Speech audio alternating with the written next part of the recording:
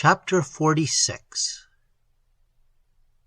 It was at the close of a wet and foggy autumn that we met again, winter in the air, all London desolate, and his wasted, forlorn appearance told me the truth at once. Only the passionate eagerness of voice and manner were there to prove that the spirit had not weakened. There glowed within a fire that showed itself in the translucent shining of the eyes and face. "I've made one great discovery, old man," he exclaimed with old, familiar, high enthusiasm. "One great discovery at least." "You've made so many," I answered cheerfully, while my real thoughts were busy with his bodily state of health, for his appearance shocked me. He stood among a litter of papers, books, neckties, nailed boots, knapsacks, maps, and what-not, that rolled upon the floor from the mouth of the Williston canvas sack. His old gray flannel suit hung literally upon a bag of bones. All the life there was seemed concentrated in his face and eyes, those far-seeing, light blue eyes. They were darker than usual now, eyes like the sea, I thought. His hair, long and disordered, tumbled over his forehead. He was pale and at the same time flushed. It was almost a disembodied spirit that I saw. "You've made so many. I love to hear them. Is this one finer than the others?" He looked a moment at me through and through, almost uncannily. He looked, in reality, beyond me. It was something else he saw, and in the dusk I turned involuntarily. "Simpler," he said quickly, "much simpler." He moved up close beside me, whispering. Was it all imagination that a breath of flowers came with him? There was certainly a curious fragrance in the air, wild and sweet like orchards in the spring. "And it is?" "That the garden's everywhere. You needn't go to the distant Caucasus to find it. It's all about this old London town, and in these foggy streets and dingy pavements. It's even in this cramped, undusted room. Now, at this moment, while that lamp flickers and the thousands go to sleep, the gates of horn and ivory are here." He tapped his breast. "And here the flowers, the long, clean, open hills, the giant herd, the nymphs, the sunshine, and the gods." So attached was he now to that little room in Paddington, where his books and papers lay, that when the curious illness that had caught him grew so much worse, and the attacks of the nameless fever that afflicted him turned serious, I hired a bedroom for him in the same house, and it was in that poky, cage-like den he breathed his last. His illness I called curious, his fever nameless, because they really were so, and puzzled everyone. He simply faded out of life, it seemed. There was no pain, no sleeplessness, no suffering of any physical kind. He uttered no complaint, nor were there symptoms of any known disorder. "Your friend is sound organically," the doctor told me when I pressed him for the truth there on the stairs. "Sound as a bell. He wants the open air and plenty of wholesome food. That's all. His body is ill-nourished. His trouble is mental, some deep and heavy disappointment, doubtless. If you can change the current of his thoughts, awaken interest in common things, and give him a change of scene, perhaps." He shrugged his shoulders and looked very grave. "You think he's dying?" "I think, yes, he is dying." "From?" "From lack of living, pure and simple," was the answer. "He has lost all hold on life."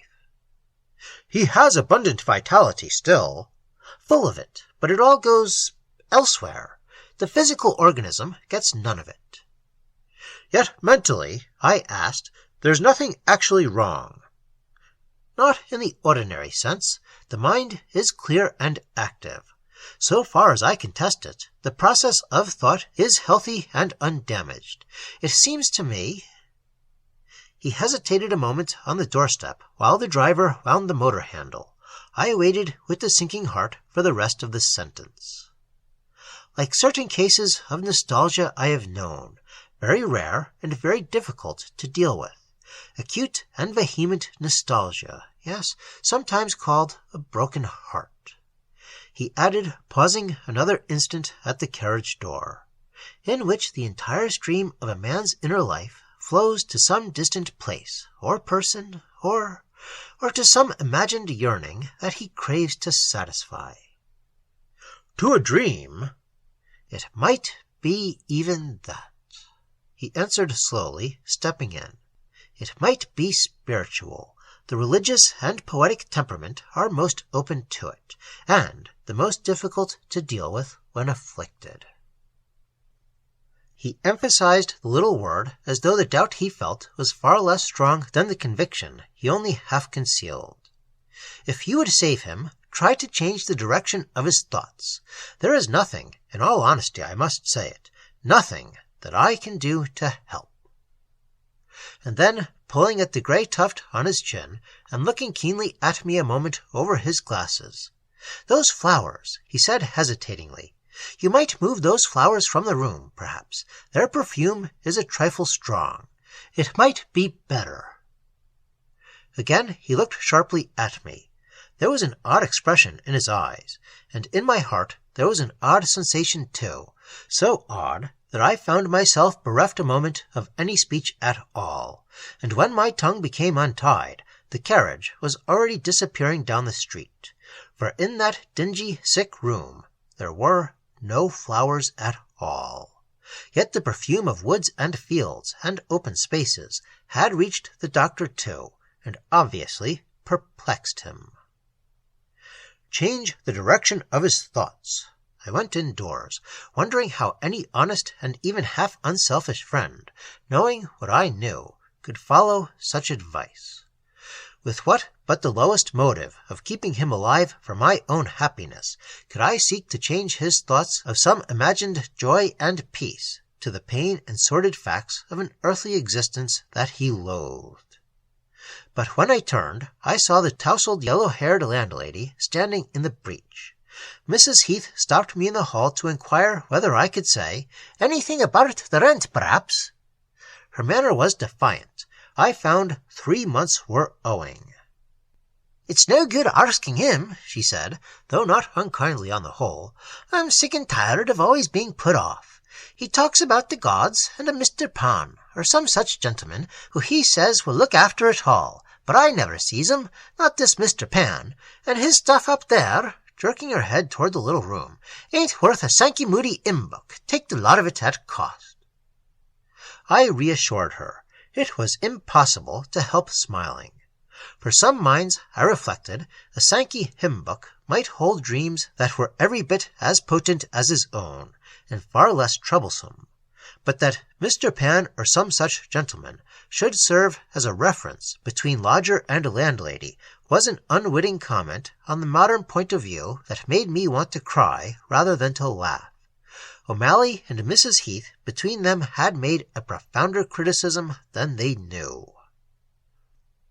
And so, by slow degrees, he went, leaving the outer fury for the inner peace. The center of consciousness gradually shifted from the transient form, which is the true ghost, to the deeper, permanent state, which is the eternal reality. For this was how he phrased it to me in one of our last strange talks. He watched his own withdrawal. In bed, he would lie for hours, with fixed and happy eyes, staring apparently at nothing, the expression on his face quite radiant. The pulse sank often dangerously low. He scarcely seemed to breathe, yet it was never complete unconsciousness or trance. My voice, when I found the heart to try and coax his own for speech, would win him back. The eyes would then grow dimmer, losing their happier light, as he turned to the outer world to look at me. "The pull is so tremendous now," he whispered. "I was far, so far away, in the deep life of earth. Why do you bring me back to all these little pains? I can do nothing here. There I am of use." He spoke so low I had to bend my head to catch the words. It was very late at night, and for hours I had been watching by his side. Outside, an ugly yellow fog oppressed the town, but about him, like an atmosphere, I caught again that fragrance as of trees and flowers. It was too faint for any name, that fugitive, mild perfume one meets upon bare hills and round the skirts of forests. It was somehow, I fancied, in the very breath. Each time the effort to return is greater. In there I am complete and full of power. I can work and send my message back so splendidly. Here. He glanced down at his wasted body with a curious smile. I am only on the fringe. It's pain and failure, all so ineffective. The other look came back into the eyes more swiftly than before. I thought you might like to speak, to tell me something, I said, keeping the tears with difficulty from my voice. Is there no one you would like to see? He shook his head slowly and gave the peculiar answer. They're all in there. But Stahl, perhaps, if I could get him here. An expression of gentle disapproval crossed his face, then melted softly into a wistful tenderness as of a child. He's not there yet, he whispered, but he will come to in the end. In sleep, I think. He goes there even now. Where are you really, then? I ventured, and where is it you go to? The answer came unhesitatingly. There was no doubt or searching. Into myself, my real and deeper self, and so beyond it into her, the earth, where all the others are, all. And then he frightened me by sitting up in bed abruptly. His eyes stared past me, out beyond the close confining walls. The movement was so startling with its suddenness and vigor that I shrank back a moment. The head was sideways. He was intently listening. Hark, he whispered. They are calling me. Do you hear? The look of joy that broke over the face like sunshine made me hold my breath. Something in his low voice thrilled me beyond all I have ever known. I listened, too. Only the rumble of the traffic down the distant main street broke the silence, the rattle of a nearer cart and the footsteps of a few pedestrians. No other noises came across the night. There was no wind. Thick yellow fog muffled everything. I hear nothing, I answered softly. What is it that you hear? And, making no reply, he presently lay down again among the pillows, that look of joy and glory still upon his face. It lay there to the end like sunrise. The fog came in so thickly through the window that I rose to close it. He never closed that window, and I hoped he would not notice. For a sound of wretched street music was coming nearer, some beggar playing dismally upon a penny whistle, and I feared it would disturb him. But in a flash he was up again. No, no, he cried, raising his voice for the first time that night. Do not shut it. I shan't be able to hear them. Let all the air come in. Open it wider, wider. I love that sound. The fog. There is no fog. It's only sun and flowers and music. Let them in. Don't you hear it now? He added. And, more to bring him peace than anything else, I bowed my head to signify agreement. But the last confusion of the mind, I saw, was upon him, and he made the outer world confirm some imagined detail of his inner dream. I drew the sash down lower, covering his body closely with the blankets. He flung them off impatiently at once. The damp and freezing night rushed in upon us like a presence. It made me shudder, but O'Malley only raised himself upon one elbow to taste it better, and to listen. Then, waiting patiently for the return of the quiet, trance-like state where I might cover him again, I moved toward the window and looked out. The street was empty, save for that beggar playing vilely upon his penny whistle. The wretch came to a standstill immediately before the house. The lamplight fell from the room upon his tattered, broken figure. I could not see his face. He groped and felt his way. Outside, that homeless wanderer played his penny pipe in the night of cold and darkness. Inside, the dreamer listened, dreaming of his gods and garden, his great Earth Mother, his visioned life of peace and simple things with the living nature. And I felt, somehow, that player watched us.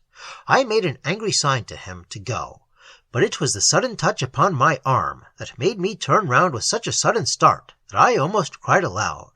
O'Malley, in his night-clothes, stood close against me on the floor, slight as a spirit, eyes a-shine, lips moving faintly into speech through the most wonderful smile a human face has ever shown to me.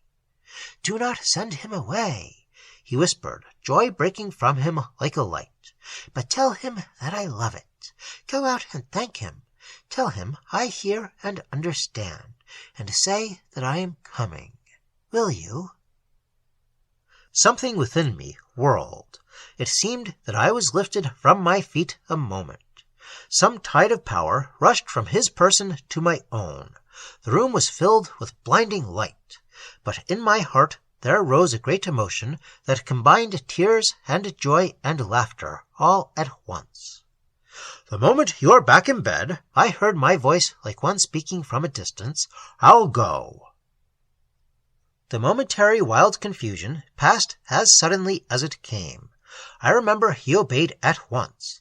As I bent down to tuck the clothes about him, that fragrance as of flowers and open spaces rose about my bending face like incense, bewilderingly sweet. And the next second I was standing in the street. The man who played upon the pipe, I saw, was blind. His hand and fingers were curiously large. I was already close, ready to press all that my pockets held into his hand. Aye, and far more than merely pockets held, because O'Malley said he loved the music, when something made me turn my head away. I cannot say precisely what it was, for at first it seemed a tapping at the window of his room behind me, and then a little noise within the room itself, and next, more curious than either, a feeling that something came out rushing past me through the air. It whirled and shouted as it went. I only remember clearly that in the very act of turning, and while my look still held that beggar's face within the field of vision, I saw the sightless eyes turn bright a moment, as though he opened them and saw. He did most certainly smile. To that I swear. But when I turned again, the street immediately about me was empty. The beggar-man was gone. And down the pavement, moving swiftly through the curtain of fog, I saw his vanishing figure. It was large and spreading. In the fringe of light the lamp-post gave, its upper edges seemed far above the ground. Someone else was with him. There were two figures. I heard that sound of piping far away. It sounded faint and almost flute-like in the air, and in the mud at my feet the money lay, spurned utterly. I heard the last coins ring upon the pavement as they settled. But in the room, when I got back, the body of Terence O'Malley had ceased to breathe.